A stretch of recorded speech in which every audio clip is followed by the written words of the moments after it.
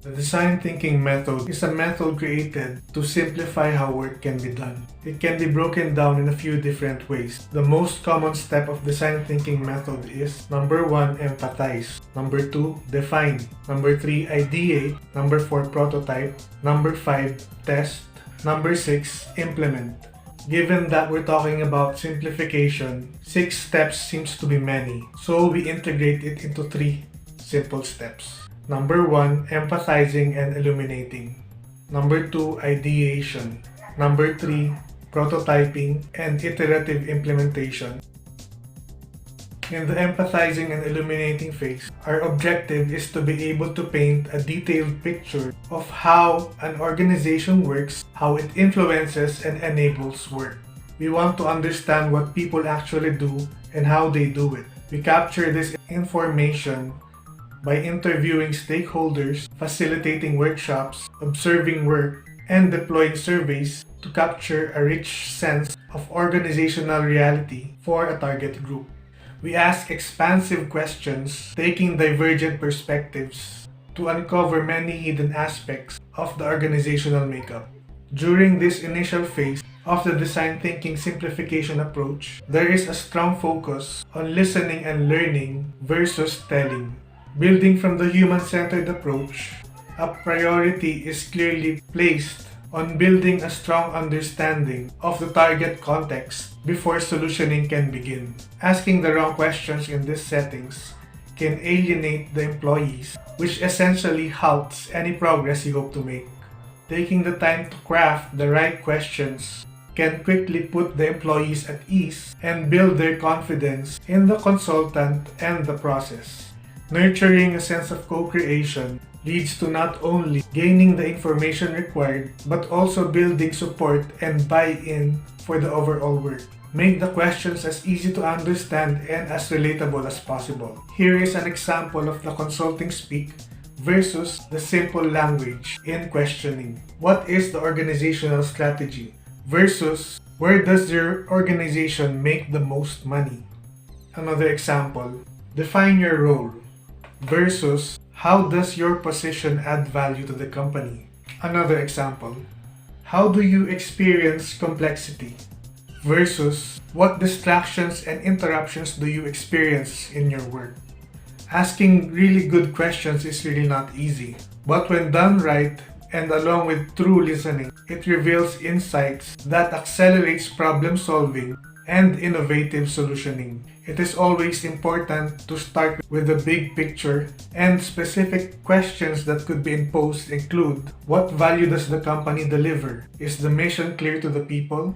Why do customers choose the company over its competitors? What part of the business is growing fast? What is the most profitable part of the business? In addition to posing this type of questions, it is also helpful to analyze available strategic documentation, including organizational charts, enterprise technology plans, strategy plans, and others. Once sufficient understanding of the organizational context is established, you can then lean into the reality of the stakeholder groups. Questions for the individual or the team includes the following. Are you clear on the company's strategy, mission, and vision? What is the purpose of your role? How do you contribute to the business success? What are your priorities? I would encourage you to linger more time in the discovery phase as long as you can. It can be so tempting to jump quickly into solutioning once you've discovered a couple of opportunities. A standard 2x2 matrix compares the impact of performance and ease of implementation.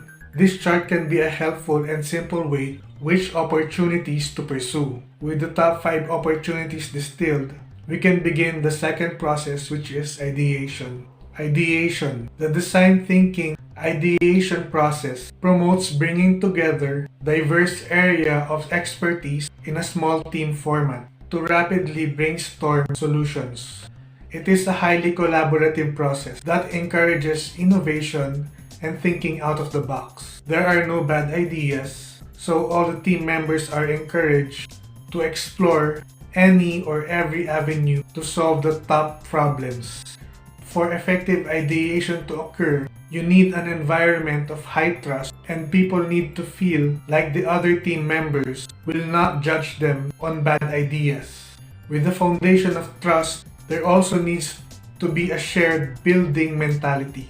If someone comes up with an interesting idea, others should feel energized to build on the idea, tweak it, evolve it, and/or explore possibilities. Without an environment of trust or a building mentality, people won't simply hit for the fences. They will come up with the obvious, boring ideas which will limit breakthrough innovation. If the team is too large, say bigger than 6, people begin to go into their shell. The more people in the team, the less likely a person is to trust the group and open up. If you have a team of people who have never met before, you're also less likely to have a high degree of trust, thus limiting innovative contributions. Ideally, a team no bigger than 6 with people who have worked together or have gone through effective relationship building exercises is optimal to enable a degree of high trust and freeing the creative juices to run rampant on the top opportunities. Having people in the group with different background and areas of expertise also fuels highly innovative ideation. We bring people with deep expertise in areas including organizational design, culture, information technology, and others. An integrative thinking approach takes into account multiple tensions while solving the problem versus the traditional analytical approach to problem solving that focuses on one problem at a time. As we have learned, there are many drivers of complexity within an organization, including unclear strategic focus, convoluted organizational structure, too many layers of management, too many low-value, time-consuming meetings, multiple approval processes, and overly prioritized compliance processes. Taking an integrative approach to macro simplification often results in a significant need for a transformation. The transformation would touch many parts of the organization to drive out various enablers of complexity. As we'll discuss in the next video, common target areas include distilling and communicating a clear focus strategy, streamlining organization design, reducing complicated processes, rules and outer clutter, simplifying system, redirecting organizational culture. Getting to integrative problem solving is influenced by how you diverge and converge during the ideation process. We recommend going wide with the initial dump of ideas. This is diverging. Any or all ideas on how to solve the problem are encouraged and captured. Each solution idea is captured on a sticky note, and the ideas are then grouped into logical groupings or themes. Everyone is then asked to vote on the top ideas that they like the most. The output of this voting reveals the prioritized list of ideas. It is also helpful to bring back the impact on performance versus ease of implementation matrix as another lens through which to view the solution opportunities. Once a top 3 or top 5 solution have been selected, prototyping can begin. Now let's go to prototyping and iterative implementation. Design thinking encourages rapid testing of new solutions. This is done through prototyping and iterative implementation. Prototyping is another unique process when compared to traditional consulting. Normally, one solution is proposed and implementation ensues. With prototyping, the solution ideas coming out of the ideation process are rapidly designed and tested. The intent is to learn as much as you can through experience and then iterate the design based on the lessons learned. The point is that by rapidly testing a new solution and incorporating the lesson, you improve on the initial solution design and reduce the risk of major failure, which can happen if a solution isn't tested and adjusted to prior implementation. More often than not, traditional consulting teams will pilot a new solution before a full rollout. However, often the scale of the pilots is still pretty large and only so much change can occur to the original design. In the prototyping and rapid testing, however, the solution decreases the scale of the pilot to allow more solutions to be tested and more rounds of feedback to be captured and integrated. Another method consulting firms use is the hypothesis-driven approach. This means that the consultant arrives, have a couple of conversations, do a bit of analysis, and come up with a hypothesis on what solutions are. It's essentially coming into a problem with solutions already crafted. The idea is that if hypotheses are disproven during deeper analysis, then new hypotheses will be created. The challenge is you get too far along the process with one hypothesis and have invested too much time and effort to radically alter it, even when analysis reveals it may be inaccurate. A better approach is rapid testing solution ideas, capturing feedback, incorporating improvement opportunities, and promoting continual iteration. This last part is important even when prototyping has been completed and the new solution is implemented. Design thinking encourages ongoing iterations. The learning, adjusting, and evolving of solutions never stop. This promotes a culture of continuous improvement, which stimulates curiosity, ongoing learning, and reflection. Importantly, it also reduces the risk of failure mentality that can hinder innovation at the outset. Many companies have cultures that could be characterized as risk-averse or having a risk of failure. It often manifests in tremendous over-analyzing of every piece of work and also leads to over-socialization.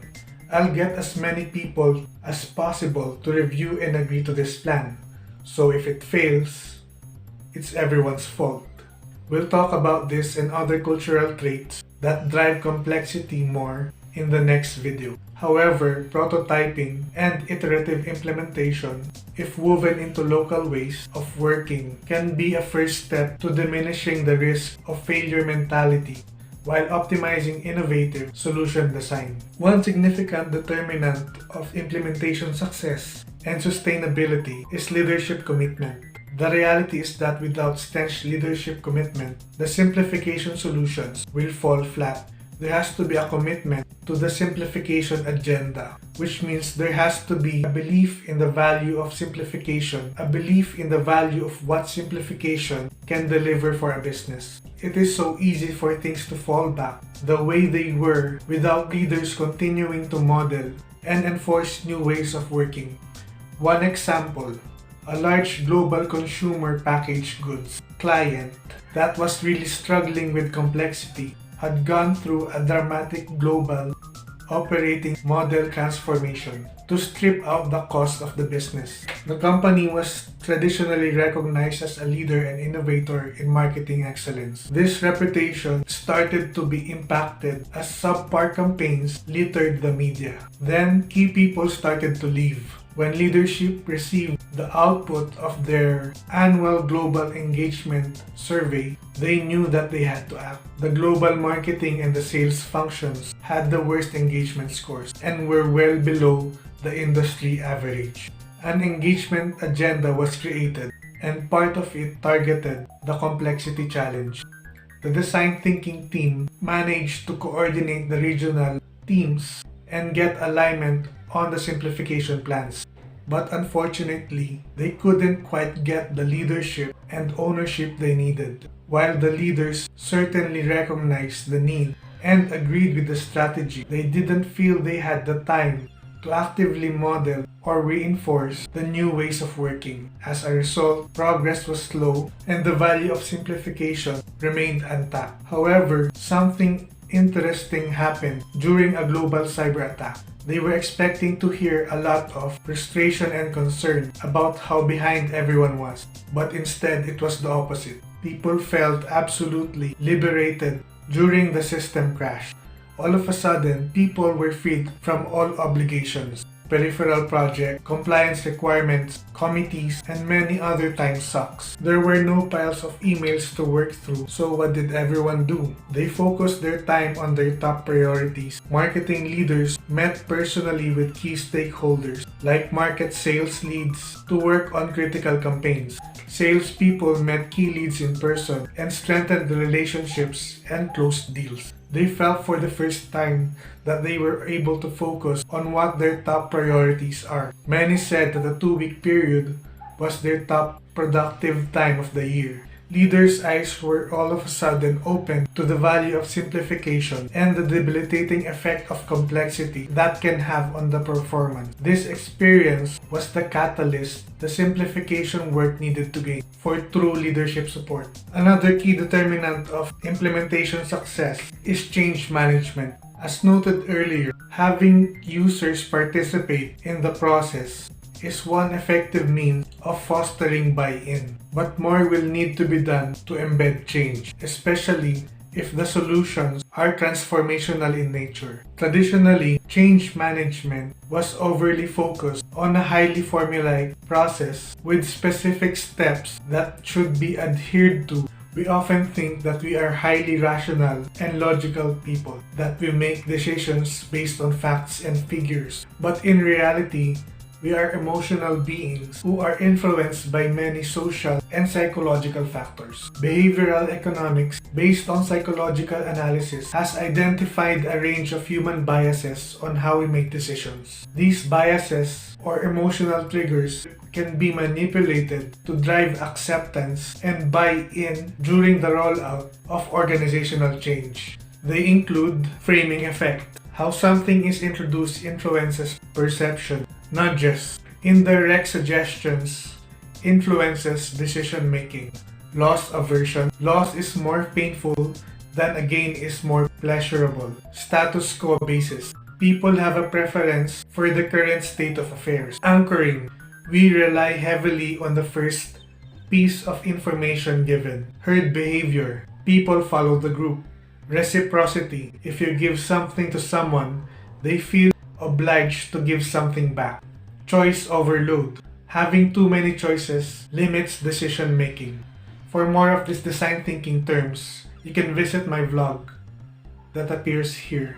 Each tactic can be used in different ways to influence behavior in many diverse arenas. For example, the framing effect is used extensively in communicating change. Instead of saying, "We are implementing a new system that will require you to spend a week to learn how to use it," you could say, "We are implementing a new system that will help you spend more time on your highest priority activities." Herd behavior is another tactic often used, creating an impression that everyone else is doing something. People naturally want to follow the group, that it could be called sheep tactic. A message that uses this tactic could be, "Don't be left behind. Hundreds of people are using this product." Choice overload is an important simplification concept. Having too many choices paralyzes decision making. When introducing changes, it is important to reduce the options into 2 to 3 selections. This not only accelerates decision making but also limits the risk of cognitive overload. There are many important applications of this concept, such as how you design a product or a customer experience. Intelligent change management weaves the behavioral economic levers together. It introduces a new way of making changes as part of the working process. Neuroscience provides a psychological connection to behavioral economics. Neuroscience researches reveals how our brains work, like how the prefrontal cortex is an area in your brain where we do all the executive functioning, like strategic planning, problem solving. Other more primal parts of the brain are responsible for functions like hunger, sexual attraction, the fight or flight response. David Rock put together a framework to help us understand the specific threat triggers to help prevent these debilitating cognitive occurrences. Status. When status is threatened or diminished. Certainty. Not knowing what will happen next. Autonomy factor. The ability to make decisions for yourself. Relatedness. When people feel cut off from social interactions. Fairness. perception that an event or situation is unfair. To bring scarf triggers to life would generate excitement for the program by outlining the benefits to the business and to the individuals. The message would be delivered by someone who is respected and trusted. Everyday language would be used to increase the sense of authenticity, which is especially important for the Generation X and the Millennials. Infusing behavioral economics and neuroscience to the design of change management tactics is what really generates the sustainable, accelerated adoption of new ways of working. Clearly, change management plays a key role in making simplification solutions stick. With high user engagement, strong leadership commitment, and creative change management, the successful execution of solutions will unleash the performance potential of simplifying work. The design thinking method is an effective way of structuring how to simplify work. On the next video, we will explore the common focal areas of simplification, which deliver the greatest impact on crushing complexity and liberating innovation, productivity, and engagement.